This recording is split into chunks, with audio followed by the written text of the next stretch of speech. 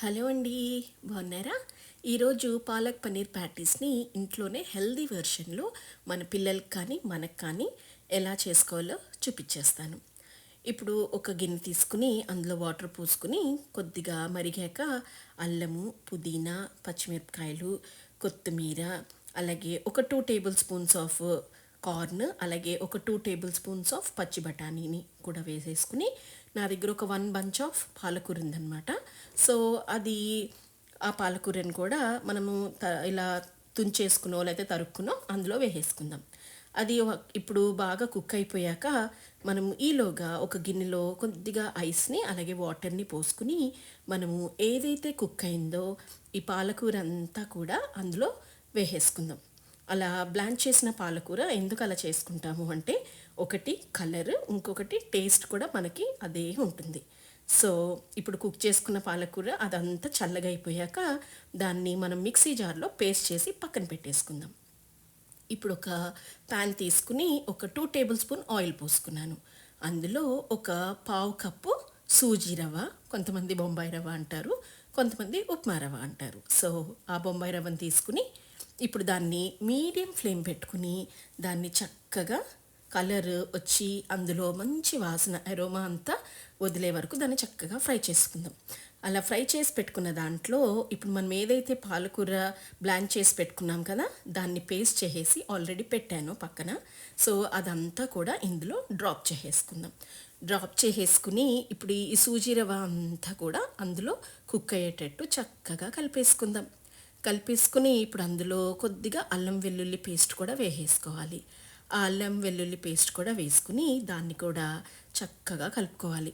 చాలా హెల్దీ అండి. పిల్లలందరూ ఇలా కూర టైప్లో తినరు కదా, సో ఇలా కూడా ఒకసారి ట్రై చేసి పిల్లలకి పెడితే మీరు కూడా తిన్నా చాలా బాగుంటుంది టేస్ట్. ట్రై చేయండి.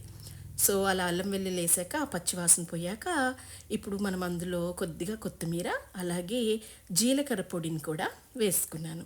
జీలకర్ర పొడి వేసుకుని దాన్ని మంచిగా మిక్స్ చేసుకుందాం.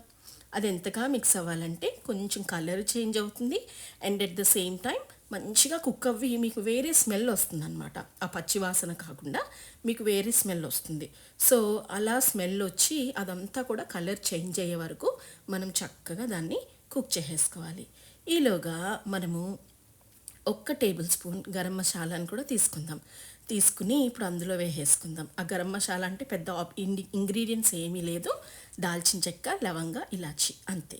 సో ఆ ఇంగ్రీడియంట్స్ వేసేసుకుని ఒక 2 టేబుల్ స్పూన్స్ ఆఫ్ సన్నగా తరిగి పెట్టుకున్న జీడిపప్పును కూడా వేసుకుని దాన్ని బాగా మిక్స్ చేసేసుకుందాం. ఇప్పుడు మెయిన్ కీ ఇంగ్రీడియంట్ మర్చిపోయాము. ఏంటి అది? సాల్ట్. ఇప్పుడు మనము పాలకూరలో ఆల్రెడీ సాల్ట్ ఉంటుంది కాబట్టి మనం ఇప్పుడు చూసుకుని దానికి తగినట్టుగా కొద్దిగా ఉప్పును వేసుకుని దాన్ని బాగా కలిపేసుకుందాం. కలిపేసుకుని ఇప్పుడు అందులో ఒక్క 2 table spoons of mixed cheese, grated cheese వేసుకున్నాను. ఎందుకంటే మనం తినేటప్పుడు అది కొంచెం జ్యూసీగా కొద్దిగా సాఫ్ట్గా ఉంటే బాగుంటుంది కదా, అందుకని వేసుకుని ఇప్పుడు అందులో నేను ఒక 1 బంచ్ ఆఫ్ పాలకూర వేసుకున్నాను కదా, అందుకు 1 కప్, చాలా పెద్ద కప్ అండి, చాలా పెద్ద కప్ అది. ఓకే, 1 కప్ ఆఫ్ తురిమి పెట్టుకున్న పనీర్ని కూడా తీసుకుని అది చల్లారాక అందులో వేసుకుని బాగా మిక్స్ చేసుకోవాలి. ఇప్పుడు మనము బైండింగ్ కోసము యూజువల్గా చాలామంది కార్న్ఫ్లవర్ యూజ్ చేస్తారు, but I don't think so. Cornflour is a healthy option. Maybe అవ్వచ్చు, కానీ నేనైతే బ్రెడ్ క్రమ్స్ తీసుకున్నాను. ఈ బ్రెడ్ క్రమ్స్ని వేసుకుని దాన్ని అదంతా కూడా చక్కగా బైండ్ అయ్యేటట్టు అదంతా కూడా మిక్స్ చేసేసుకుందాం.